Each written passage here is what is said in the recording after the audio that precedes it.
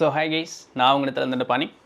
So இன்றைக்கி autobiography of Yogi. So அந்த நூலில் என்ன செய்தி பார்க்க போகிறோன்னா, டைகர் சுவாமி. ஸோ அவரை பற்றி பார்க்க போகிறோம். இது எனக்கு கொஞ்சம் கூட பர்டிகுலராக பிடிச்ச ஒரு தலைப்பு அப்படின்னு பாருங்களேன்.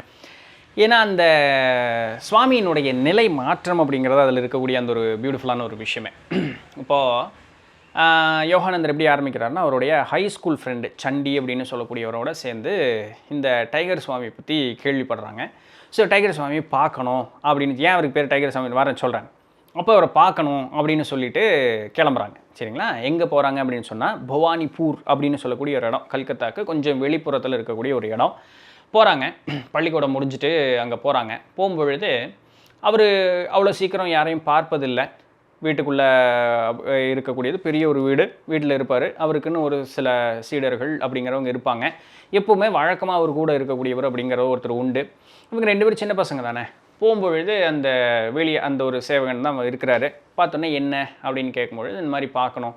இல்லை நீங்கள் அப்பாயின்மெண்ட் வாங்கியிருக்கீங்களா, சுவாமிகிட்ட கேட்டுருக்கீங்களா அப்படின்னோடனே, இல்லை நாங்கள் அப்படியே டக்குன்னு வந்துட்டோம், சுவாமி பார்க்கணும் அப்படிங்கிற ஒரு ஆர்வத்தில் கிளம்பி வந்துட்டோம் அப்படின்னோடனே, இல்லை அப்படி பார்க்க முடியாதுன்னு சொல்லிட்டு இருக்கக்கூடிய நேரத்தில் அங்கேருந்து சத்தம் வருது, அவங்கள 2 பேர்த்தையும் உள்ள அனுப்பு அப்படின்னு சொல்லிட்டு. சரி, சுவாமியே கூப்பிட்றாரு, நீங்கள் என்னையா பெரிய அலையில் புது பசங்களாக இருக்கிறீங்க, பெரிய அலையில் இருப்பீங்க போல அப்படின்னு சொல்லிட்டு அவரும் ஆனால் மதிப்பு மரியாதையோட சரி வாங்க சுவாமி கூப்பிட்றாருன்னு சொல்லி உள்ளே அனுப்புகிறாங்க.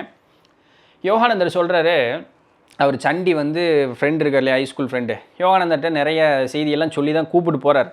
யார் இவர் பெரிய பராக்கிரமசாலிப்பா, புலியெல்லாம் பயங்கரமாக இவர் கையிலேயே அடித்து வெற்றி கொள்ளுவார் அப்படின்னு சொல்லிடலாம். இவர் புலியை போய் யாராவது அடிக்க முடியுமா? அது அவங்க கல்கத்தாக்காரங்களே, பெங்கால் தானே சுற்றி, பெங்கால் டைகர் தான் நம்மளுடைய நாட்டினுடைய தேசிய மிருகமாக சொல்கிறோம், பயங்கர பெருசு.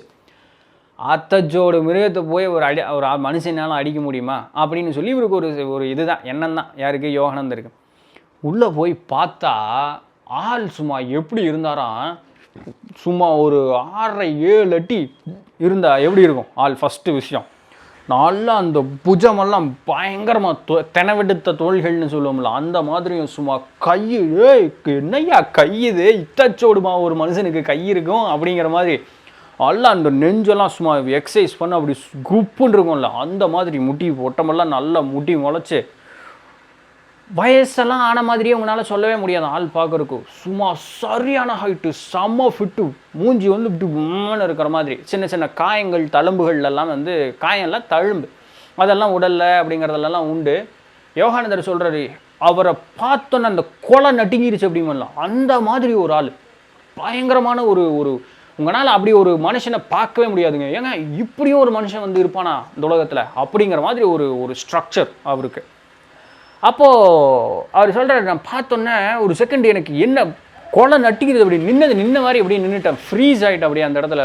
ஆளை நேரில் பார்க்கும்போது காதில் கேட்டிருக்கோம், நேரில் பார்க்கும், ஓ இந்த ஆள்னால கண்டிப்பாக புலியெல்லாம் அடிக்க முடியா, நம்பிக்கை அப்போ தான் வருது. என்னென்னா அந்த கண் அவர் சொல்கிறாரு, அந்த பியர்சிங் ஐஸ் அப்படி நம்மளை தொலைச்சி போகக்கூடிய அளவுக்கு அப்படியே கண் இப்படியே பார்வை இருக்கலாம், அந்த மாதிரி பார்வை. ஆனால் வெளித்தோற்றத்துக்கு அப்படி அந்த கண்களும் அந்த முகம் அப்படி இருக்கிற மாதிரி இருந்தாலும் அத்தனை ஒரு அழகும், அத்தனை அந்த ஒரு தெய்வத்தன்மை ததும்பக்கூடிய அந்த ஒரு நிலையில தான் அந்த தோற்றம் அப்படிங்கிறது இருந்தது. உங்களால் அவரை பார்த்து உங்களால் கண்ணை மாற்றி பார்க்கவே முடியாது, அவ்வளோ ஒரு தேஜஸ் அந்த முகத்துலேயும் அந்த கண்கள்லேயும் பயங்கரமான ஒரு தேஜஸ் இருந்தது அப்படின்ட்டு. அப்போது அவர் கூப்பிட்டு 2 பேர்த்தையும் பக்கத்தில் உட்கார வைக்கிறாரு. உட்கார வச்சோன்னே, என்ன விஷயம் சொல்லுங்கள், எங்கே இவ்வளோ தூரம் அப்படின்னோடனே, இல்லை உங்களை தான் பார்க்க வந்தோம். அப்படியா, சரி சொல்லுங்கன்னு இவருக்கு டபால்னு நீங்கள் நிஜமாலுமே புலியெல்லாம் சண்டை போடுவீங்களா, புலி கூட உங்களால் புலியெல்லாம் இது பண்ண முடியுமான்னு யோகானந்தர் கேட்க, அவர் பயங்கரமாக ஒரு சிரிப்பு, அந்த வீடே அப்படியே அதிர்ந்து ஓரளவுக்கு ஒரு பயங்கரம் ஒரு சிரிச்சிட்டு, ஆமாம் முடியும், யாருனால வேணாலும் முடியும், இப்போ வேணாலும் என்னால் நினச்சா பண்ண முடியும், அந்த காலம் மலையேறிடுச்சு, எனக்கு இப்போ அது மேலே விருப்பம் இல்லை, தவிர இது என்னால் தான் பண்ண முடியும்னு இல்லை, யார் வேணாலும் நினச்சா இது பண்ணலாம், எல்லாமே மனசு தான் காரணம் அப்படிம்பார். அப்படியா, என்னால் எங்கே பண்ண முடியும்னு இவர் இப்படி பார்க்க, அவருடைய சிரிச்சுட்டு, முடியும் எல்லாமே மனசு தான் காரணம், முடியும்னு நினச்சா எல்லாமே முடியும் அப்படின்ட்டு.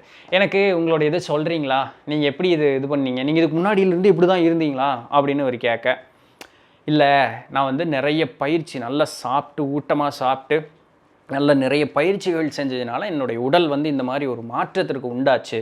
ஒன்றா எனக்கு அந்த இதெல்லாம் சொல்கிறீங்களா, உங்களுக்கு முதல் அனுபவம்லாம் எப்படி இருந்துன்னு. சின்ன பசங்க தானே, கதை கேட்குறக்கா பிரச்சனை இல்லையா? ஸோ கேட்க அவரும் சரின்னு சொல்ல ஆரம்பிக்க, அப்போது அவர் ஊரில் வந்து அந்த அந்த ஊர் தான் அவரோடது.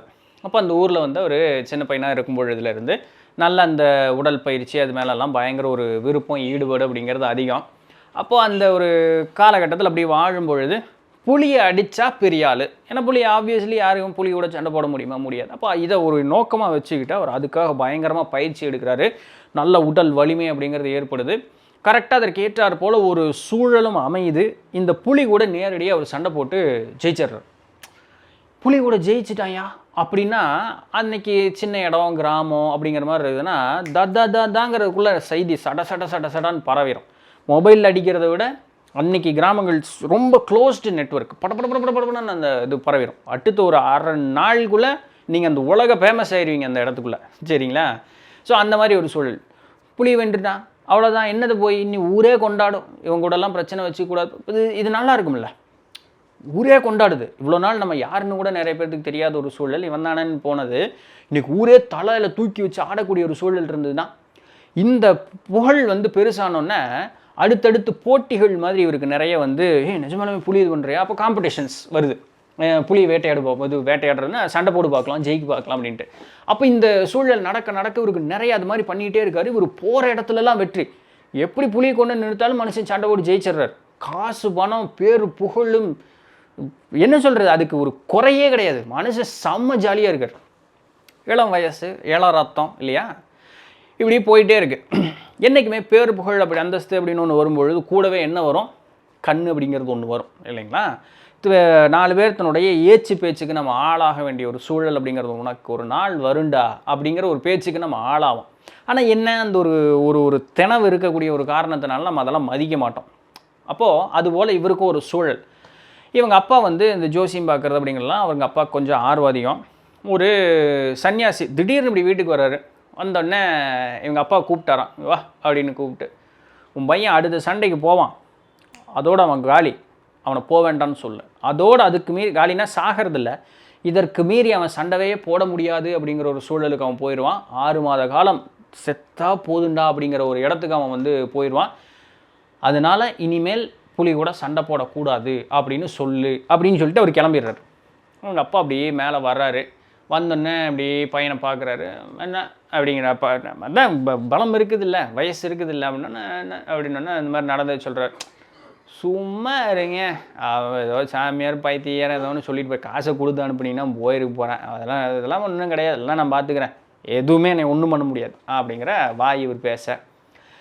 அவங்க அப்பா இருந்துட்டு பார்த்துரு பண்ணாதேன்னு நானும் சொல்கிறேன், அவரும் சொல்லியிருக்காரு நீ கவனமாக இருக்கணும் அப்படின்ட்டு அப்படின்றார். கரெக்டாக அதுக்கு ஏற்ற மாதிரியே பார்த்தோம்னா கூச் பெஹார் அப்படின்னு சொல்லக்கூடிய ஒரு இடத்துல அந்த அந்த நகரனுடைய தலைநகரத்தில் அந்த இடத்துல இருக்கக்கூடிய அந்த இடத்தினுடைய இளவரசர் இவருடைய பேரை கேள்விப்பட்டு, டைகர் சாமியினுடைய பேரை கேள்விப்பட்டு அவரை கூப்பிட்டுவாங்க அப்படிங்கிறார்.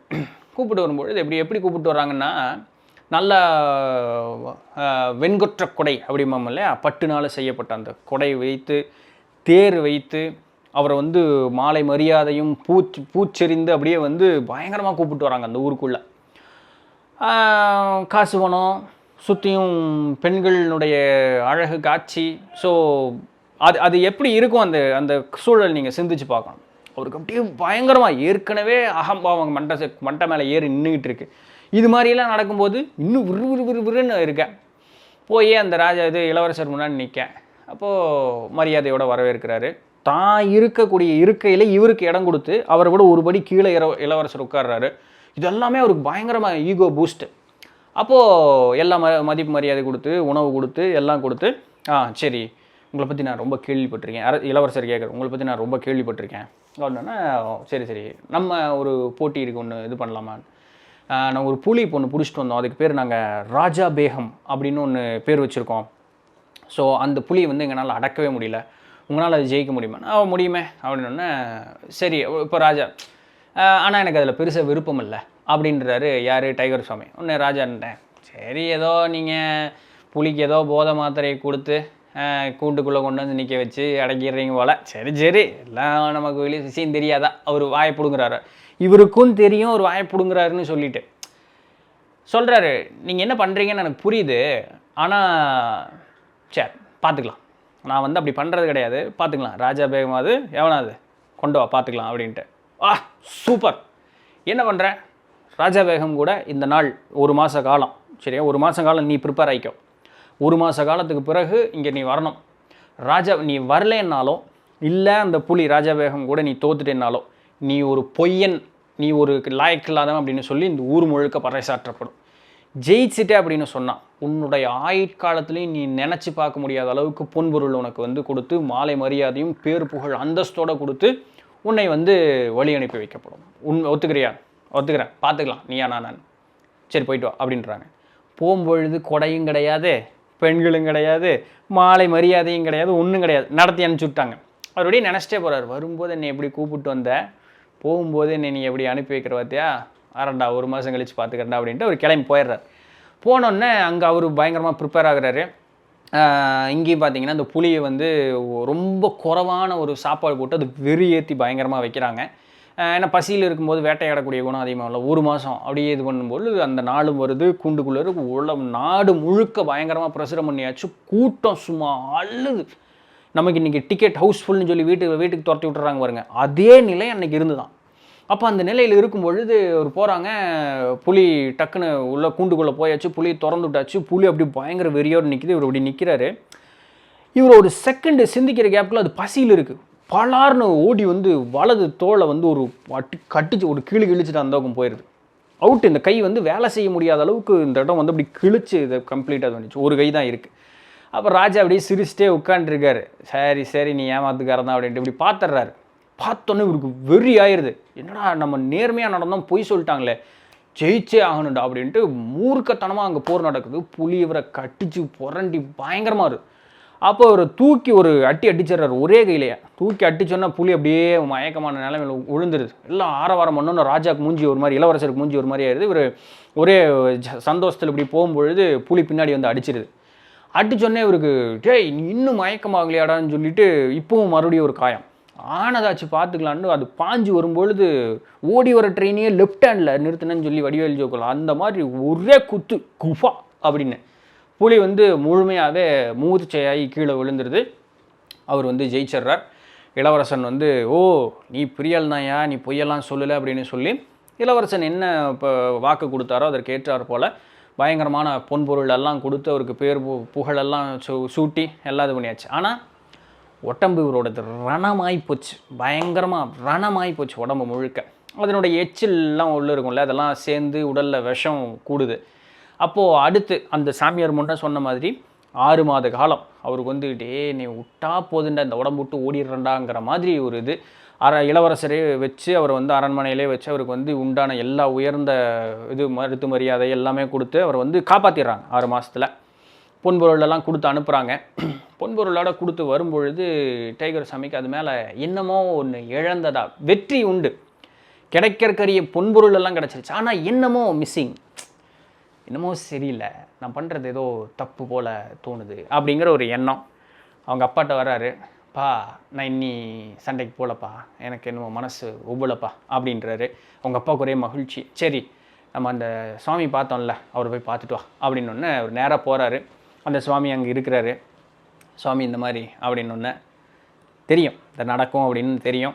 சரி பா உட்கார் அப்படின்னு சொல்லி அந்த உடல் சுற்றி மன சுற்றி எல்லாமே அவருக்கு செய்து கொடுத்து உபதேசம் கொடுத்து அவருக்கு தீக்கையும் கொடுக்குறார். அந்த நாள்லேருந்து அவர் வந்து இந்த மாதிரி எந்த சண்டை இதுக்கும் போகிறதில்ல, முழுமையாக உட்கார்ந்து அந்த ஆன்ம நிலையிலேயே இருந்து அதற்கப்புறம் அவருக்கு பேர் டைகர் சுவாமி அப்படின்னு சொல்லி ஒரு நல்ல ஒரு முதிர்ந்த ஒரு நிலையில் எட்டிய ஒரு ஒரு ஒரு ஆசான் அப்படின்னு சொல்லுவோம். ஆசான்னா அந்த ஒரு ஞானி அப்படிங்கிற ஒரு நிலையை எய்தினார் அப்படிங்கிறது ஒரு இது சொல்லப்படுது. ஸோ யோகானந்தர் இந்த ஒரு நிகழ்வு வந்து ரொம்ப அழகாக விவரித்து எப்படி சொல்கிறாரு. என்னால் முடிஞ்ச அளவுக்கு நான் சொல்லியிருக்கேன்.